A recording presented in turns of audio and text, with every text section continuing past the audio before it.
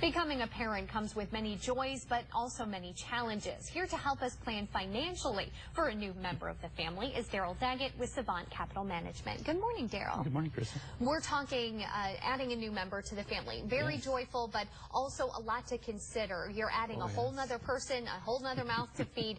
What should we be thinking about when that first step, when the positive tests come back? Okay. Well, we're starting today because August is the month that we see the most births in the nation.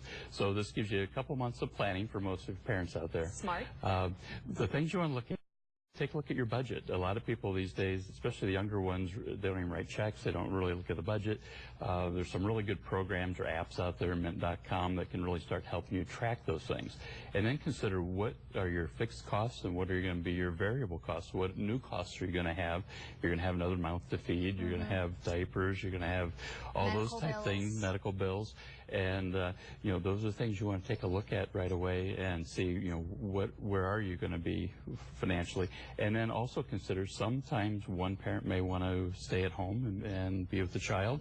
You're going to have daycare possibly if you don't. So those are things you got to start thinking about before you have the baby, not after.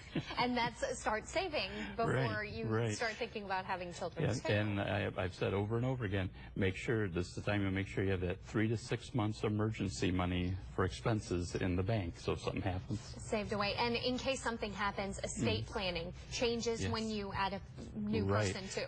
If you haven't, if you and your spouse haven't put a will together, now's the time to do it. Who's going to take care of the child if something happens to you? Have a guardian set up. Have a backup guardian set up, because you never know if you're involved in a car accident or something happens, then who's going to take care of your child for you? Very important. And insurance is something to think about too. Hopefully, if you're expecting, you've already looked into your health insurance and made sure what they do cover and what they don't cover. What are your deductibles? What are your co-pays? How much are you, again, going back to our first bullet point of budgeting, make sure you have that.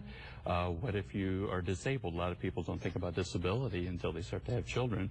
And disability insurance, if you pay for it, you get 100% tax-free. If your employer's paying for your disability, it is a taxable income. So make sure you're budgeting and thinking about that too. And of course, life insurance. Well, if you're killed in a car accident, you need to have the money to take care of the family. There's a whole lot to think about, but the story, start planning as early as possible. Yes. Thanks so much for your information, Daryl. And if you want more, just head to our website, CI.com.